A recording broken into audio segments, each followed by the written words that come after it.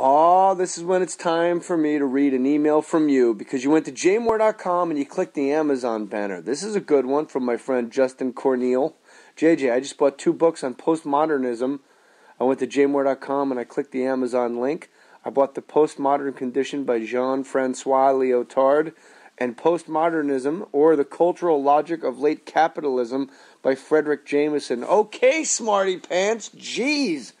He writes, it may not be Sarah Brady big, but at least you know the Warriors care as much about book learning as they do about crushing ass and working out. That is cool. Love the show. I'm a secondary education major, and as a returning adult student who frequently runs from work to class to work, the 12 to 14-hour days get long, and having a little funny to break it up is a huge help. Keep up the good work, JJ, and would it kill you to stop by Milwaukee for a show every once in a while? Yes, my doctor told me it would actually kill me. Justin Corneal in Madison, Wisconsin. You have just been read on More Stories. Now enjoy this free podcast. Put your name on it. Just put your name on it. That's all I say. Be a man or a woman. Put your name on it. Well, I'd like to hear about it, potheads. How the fuck you gonna know how to be great if you don't study greatness? Look at the game change. Donuts. If you want a battle, it's either that you will or you won't. You know, you're not a bad-looking man, Mr. Gals. But you are, Blanche. You are in that chair. There's something wrong with us. Something very, very wrong with us.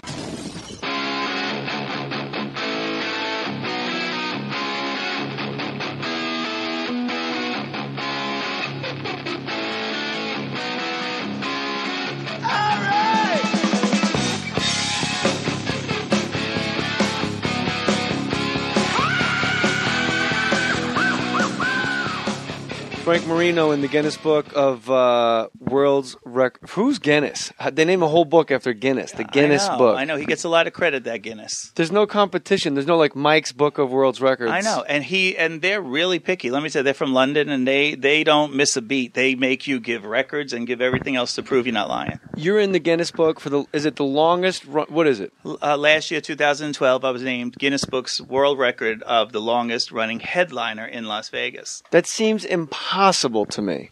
Because I'm also one of the youngest.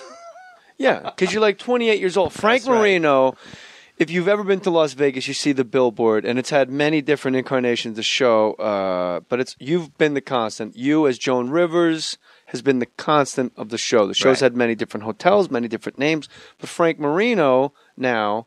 You're at this new hotel, Quad, which is great. We love it. Everybody should come. And if you don't come and stay at the Quad, make sure you come see the show. What is the actual name of your show now? Now the show is called Frank Marino's Divas Las Vegas. So when your name is above the name of the show, that means you are getting paid. Do you own the show now? I own the show now. I was for 25 years the star of La Cage. We're at the Riviera Hotel. We went in on a 3-month contract. That happened when Pia Zadora and her billionaire husband, Michel Rickless, owned it and saw our show in Florida and said, hey, this would work at our hotel. 3-month contract lasted 25 years over there. So it was a really nice run. Had I known in the beginning, I would have packed more, but it turned out really well. I have a little bit of ADD, and you'll forgive me. We're going to take a lot of turns. I hear Pia Zadora. All I can think is, she won an Emmy. She won a fucking Emmy.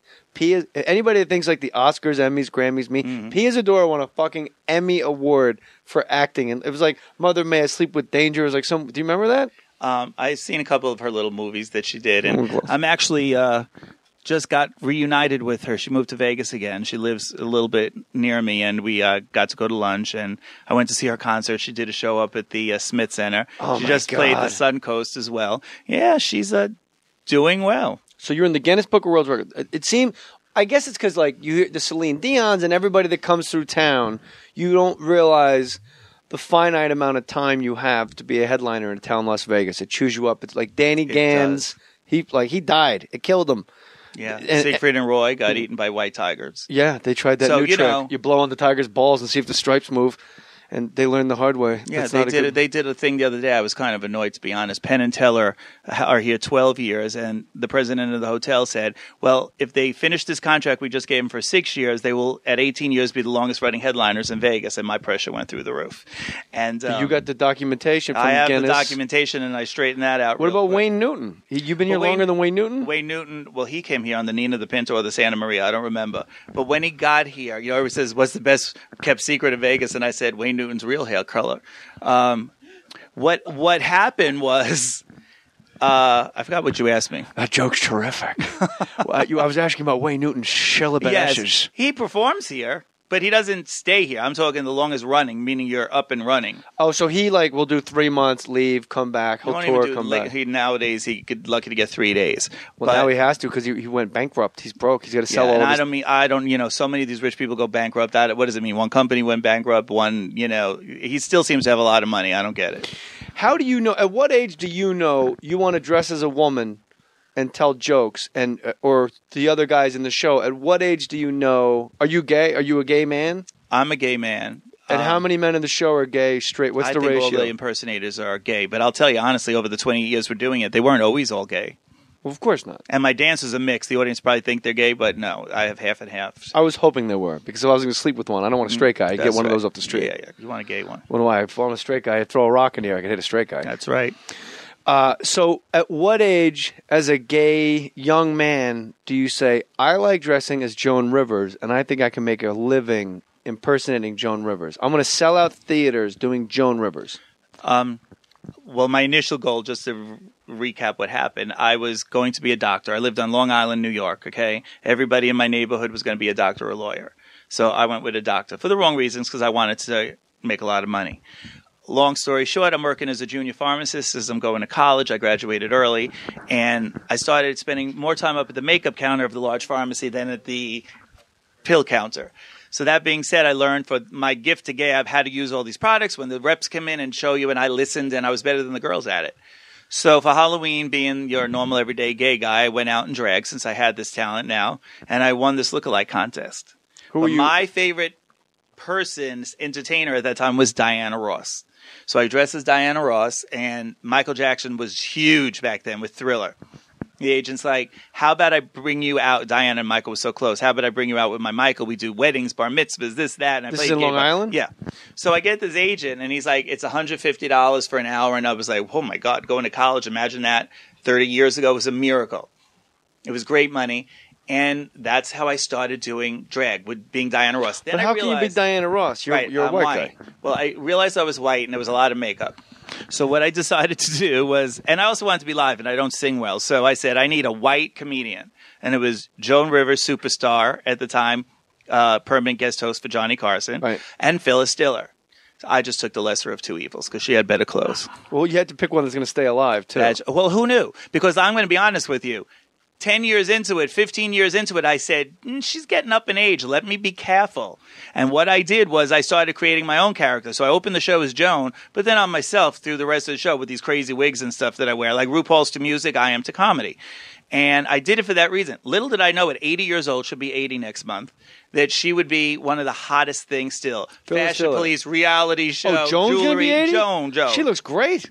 Yeah, and everybody complains about her cosmetic surgery. When I'm 80, I want to look like Joan Rivers. I don't care if it looks too much. You put her and Doris Roberts on the same red carpet, and you choose. All right, so what age did you know you were gay? Birth. I always knew. Cognitive thought, you knew. Always knew. I think. Really? I believe everybody knows. It always amazes me the public that think, not really the people that listen to this podcast, very progressive crew. You're with friends. The people are like, you choose this, you choose that. And you don't choose anything. I never got the application that said, I would like to live a harder life. I would like to go through ridicule. I would like to be put down for what I do. You're not. You're born one way or the other. And all these religious people that believe, it's against God. And I hate to tell you, your God, whoever you believe in, if that is right, made me this way. Made the others that way. That's what it is, accept it. And it's a shame that I probably won't be around when it's all accepted. It's like, at what age did I decide to be straight? It's like the stupidest question. It's just like you would straight. And so you never had nothing can happen. I don't care when they say, it was because of molestation. Trust me. If a man molests you, a family member, whatever, and it doesn't make you gay, No. You most likely wouldn't like it. Right. You might just not like sex at all if that happens. It got nothing to do with you. And you know what? I don't even argue the point usually with people because I just look at them like they're idiots if they think that. Well, obviously, I'm gay, so I know what happened. So you're up and running in Vegas, and this for 3 months you start as Joan Rivers. Now, was it just you at the time? No. It was a show called An Evening at Lacage, and it was formatted where I was the star of the show as Joan Rivers, as the host, the comedian host, and brought on all the superstar women. Back then, the superstar women were Marilyn Monroe had just passed away, so she was the sexy symbol, the sexy. We had Julie Andrews, we had Anne Margaret. I mean, you don't hear those names. Was this the 40s? Was it in color or black and white? The show. When I look back, it's in black. My memories are in black and white. And then we progressed, and Madonna came into the show, and Cyndi Lauper came into the show, and over the year, I mean, I think back, we had Helen Reddy in the show. Have you heard that name in a while? No. Thank you. And So your when audience probably going, who the hell is that? Google it. They Google a lot on this show. So when somebody like Lady Gaga pops up, you're probably like, yes, thank you. Yes. Every once in a while, we're given a gift in the entertainment world like Lady Gaga is a gift. Katy Perry? Katy Perry is not as big a gift as Lady Gaga, but a gift also. Here's what a gift is, let me tell you. A gift is when Katy Perry wears blue hair and nobody else has blue hair, that you could put that blue hair on and everybody from a prom kid to a senior citizen is going to know that's Katy Perry. I can't believe how diverse your audience is. It is, I would say, 90% straight, married, Midwest couples, and everyone's having the best time. And the age range from prom kids to senior citizens. And they all sing along. I don't know if you know this because you're backstage doing costume changes. I see. Who do you think they sing along the most to? Liza Minnelli. I think they sing New York, New York because it's a very popular song. Sure. I'll tell you tonight, it blew me away. Andrew looked at me and said, who was it? You pointed out, who did they sing along to the most? You were like, look at this room. They're all Reba. The whole room mouthing Reba. It's my new favorite part of the show. We just put her in. That's her 4th performance you saw. That really? Mm-hmm. That guy looks, from where I was sitting, right when he turns around, if you said Reba McEntire, if you said Reba McEntire's here, I would have went, oh my God. I would never have known. I realized we had these great 3 country acts in the show, and I said, you know what?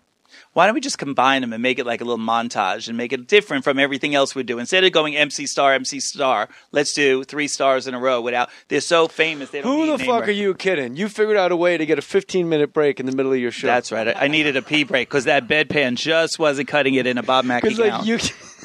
It doesn't have a fly front. Nice pull. Very nice. Bob Mackie gown is good.